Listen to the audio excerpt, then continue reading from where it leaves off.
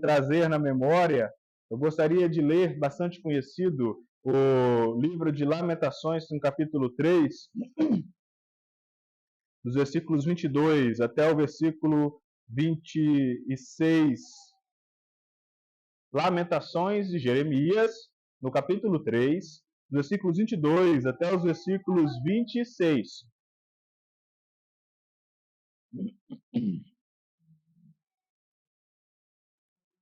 Livro de Lamentações, capítulo 3, versículos 22 até o versículo 26. Ali nos profetas, logo depois de Isaías, Jeremias, Lamentações. Versículo 22, ele vem falando o seguinte: as misericórdias do Senhor são a causa de nós não sermos consumidos, porque as suas misericórdias não têm fim. Renovam-se a cada manhã, grande é a tua fidelidade. A minha porção é o Senhor, diz a minha alma, portanto esperarei nele. O Senhor é bom para os que esperam nele, para aqueles que o buscam.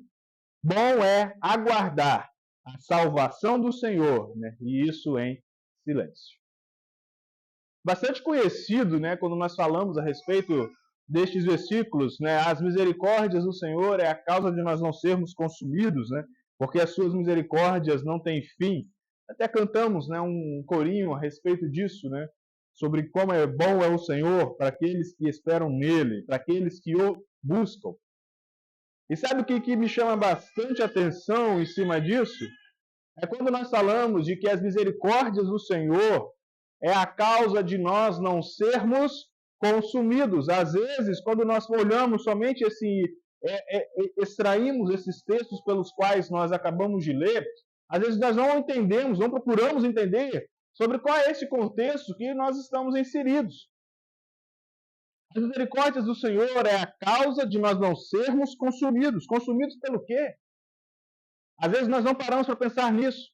Às vezes fazemos, né, como muitos fazem, já até citei aqui recentemente, né, porque foi na alta há uns tempos aí por causa de uma situação que ocorreu, né, com um certo famoso, dele se utilizando daquele versículo, né, maldito o homem que confia no homem, mas ele simplesmente estava querendo dizer, maldito eu que confiei em fulano, maldito o homem que confiou no outro homem. Mas a palavra de Deus não fala isso. Fala maldito aquele que confia em si mesmo, faz da sua própria força o seu braço. E quando nós olhamos a respeito disso aqui, as misericórdias do Senhor é a causa de nós não sermos consumidos.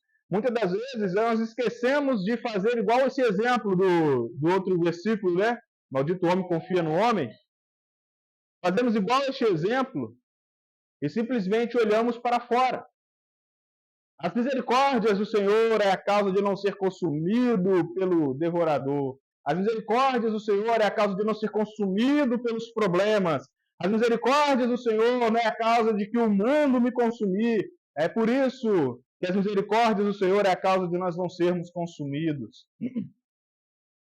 Só que, na verdade, as misericórdias do Senhor é a causa de nós não sermos consumidos por causa da ira de Deus sobre nós. Esquecemos muitas das vezes da ira de Deus sobre nós. Isso não tem nada a ver com o mundo, isso não tem nada a ver com o que as pessoas possam fazer para comigo, isso não tem nada a ver com os problemas, isso não tem nada a ver com as dificuldades que você vai encontrar na vida. Isso tem a ver somente com você e o seu pecado. Esse ser consumido é ser consumido pela ira de Deus. As misericórdias do Senhor é a causa de eu não ser consumido pela ira divina sobre mim por causa do meu pecado. É tanto porque quando a gente tira esses textos, parece ser um texto, parece que dá a sensação, né, para a gente de que diz, né, vários estudiosos consideram como Jeremias o autor deste livro. Quando nós tiramos somente esses textos que nós lemos, parece de que está tudo tranquilo. Mas se a gente for ler o capítulo 2, ou até mesmo o capítulo anterior, está falando exatamente do sofrimento de Israel e até mesmo do autor deste livro. E sabe, este sofrimento que ele está falando não é o sofrimento que vem de fora. Este sofrimento que ele está falando não é o sofrimento que vem por causa da dificuldade que ele encontra no meio do caminho. Este sofrimento que ele está falando não é porque tem pessoas que estão fazendo mal para ele. Mas vamos só ler o primeiro versículo do capítulo 3. Eu sou o homem que viu a aflição causada pela vara do furor de Deus. E aqui ele vem lamentando todo esse sofrimento. E essa lamentação, por isso que as lamentações de Jeremias, toda essa lamentação que você vê no capítulo 2, lamentando pelo povo de Israel, e agora aqui no capítulo 3, ele lamentando sobre si próprio, deixa muito claro de que eles estão sofrendo pela vara de Deus. Eles estão sofrendo pelo castigo de Deus por aquilo que eles fizeram. Isso fica muito claro quando nós paramos para poder ler os outros capítulos. Tanto que até mesmo um pouco antes de entrarmos nos versículos que nós lemos, os versículos 22 em diante, a gente observa como que o autor estava colocando como um sofrimento que ele estava se sentindo, né? Igual, só citar alguns, porque se a gente for ler aqui, todos eles estão destacando alguma coisa. Mas igual o versículo 16, quebrou os meus dentes nas pedras, cobriu-me de cinza. Já não sei o que é ter paz, esqueci o que é desfrutar do bem. Então eu disse, não tenho mais forças, a minha esperança no Senhor acabou. Sabe, meus queridos, é a mesma coisa quando nós olhamos para o período da Páscoa. Eu sempre gosto de citar isso daí, né? Talvez eu até tenha falado várias outras vezes sobre isso. Mas eu acho maravilhoso porque nós focamos tanto naquilo que é bom para nós, que às vezes nós esquecemos da grandiosidade que é essa misericórdia de Deus por causa daquilo que eu verdadeiramente sou. Não adianta eu chegar diante de Deus me considerando como uma pessoa boa, porque nós não somos. Tanto que quando sempre falamos da Páscoa, né, a gente fala sobre a libertação, a gente sempre imagina uma situação maravilhosa, porque eu, como escravo, agora sou liberto. Uma bonança para mim. É um benefício para mim. Então, sempre que falarmos sobre a Páscoa, nós vamos lembrar deste benefício que nós alcançamos para nós, para o meu eu, para o meu ego.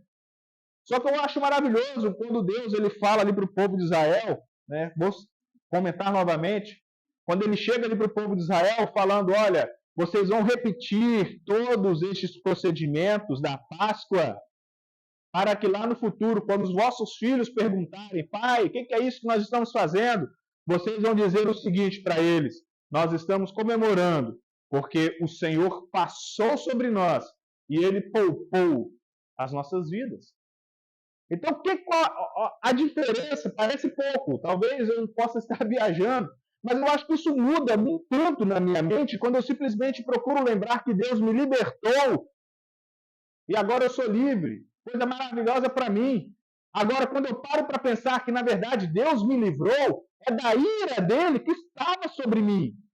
Ele ia me matar. O juízo de Deus estava sobre mim, porque para nós só restava a morte. A ira de Deus estava sobre a minha cabeça.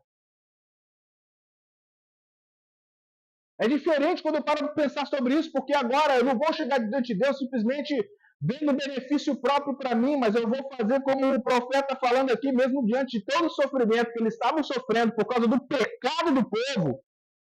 Eu falei assim, Senhor, obrigado, porque a sua misericórdia é a causa de eu não ser consumido por culpa do meu próprio pecado, por culpa da minha própria condição, não é por culpa das minhas dificuldades, não é por culpa dos meus inimigos, não é por culpa do meu serviço, não é por culpa dos problemas que eu tenho na minha família, não é por culpa de nada disso, é por minha própria culpa. É por mim mesmo. Eu não sou merecedor. E exatamente por eu não ser merecedor, Ó Pai, obrigado pela sua misericórdia sobre mim. Porque se não fosse essa misericórdia, fazer analogia lá na Páscoa, né? O Senhor passaria sobre nós, da mesma forma que passou na casa lá dos egípcios.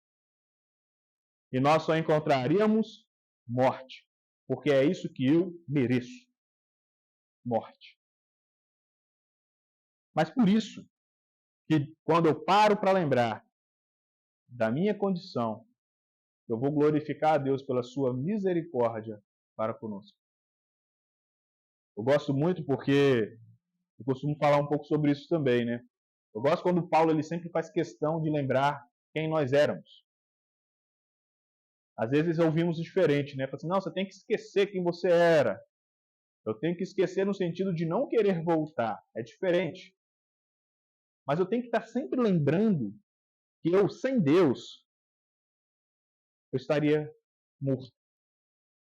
Sem Deus, eu seria consumido.